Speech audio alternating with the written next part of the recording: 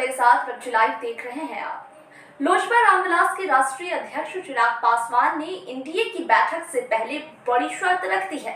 दिल्ली में एनडीए की बैठक से पहले चिराग पासवान ने पार्टी के प्रमुख नेताओं के साथ पटना में महत्वपूर्ण मीटिंग की। इसमें पार्टी के सभी प्रमुख पदाधिकारी शामिल थे। पटना में हुई बैठक के बाद ये निर्णय लिया गया। 6-1 के फॉर्मूले के साथ ही लोक जनशक्ति पार्टी रामविलास एनडीए में शामिल होगी। किस फॉर्मूले के साथ?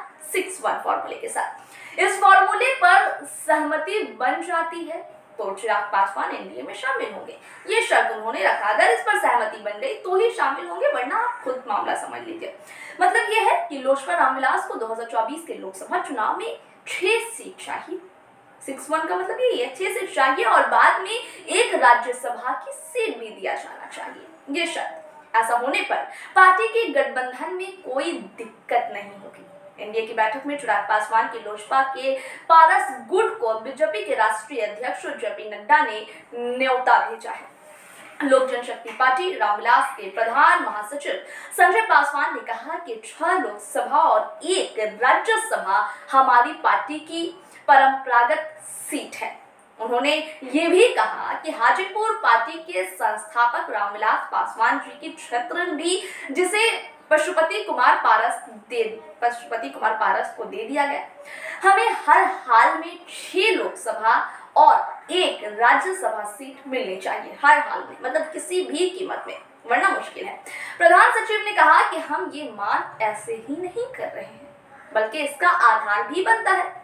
बकौल संजय पासवान, पार्टी के नेता हमेशा क्षेत्र में रहते हैं, इससे उनकी पार्टी की लोकप्रियता काफी बढ़ी है। उन्होंने कहा कि हमारी पार्टी के प्रमुख साथी जो क्षेत्र में समय दे रहे हैं वो चुनाव लड़ना चाहते हैं। अब जाहिर सी बात है, वो जो क्षेत्र के लिए काम करेंगे वो चाहेंगे हमें सीट मिले।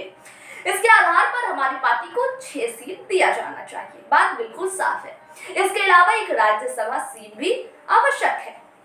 संजय पासवान ने यह भी कहा कि हमारे नेता चिराग पासवान की लोकप्रियता बिहार में लगातार बढ़ती जा रही है। जी हाँ, इसमें तो कोई दो राय नहीं है।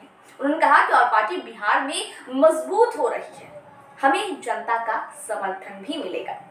बताते चलें कि आगामी 18 जुलाई को एनडीए की महत्वपूर्ण बैठक दिल्ली में होने जा रही है। इसमें प्रधानमंत्री नरेंद्र मोदी की मौजूदगी रहेगी।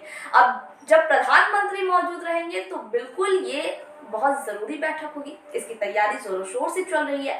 बैठक में शामिल होने के लिए चिराग पासवान के अलावा पशुपति कुमार पारस को भी बीजेपी के राष्ट्रीय अध्यक्ष जेपी नड्डा का पत्र मिला है। जीतन राम मांझी की पार्टी हिंदुस्तानी अवाम मोर्चा को भी पत्र देकर बुलाया गया है। चिराग पासवान ने जेपी नड्डा का पत्र मिलने पर काफी खुशी जताई है। बीजेपी नेताओं को धन्यवाद दिया है। पत्र में उनकी पार्टी को एनडीए का अहम साथी बताया गया है। लेकिन अब चिराग ने बैठक में शामिल होने से पहले ये शर्त रखकर राजनीति में चर्चा का बाजार गर्म कर दिया है।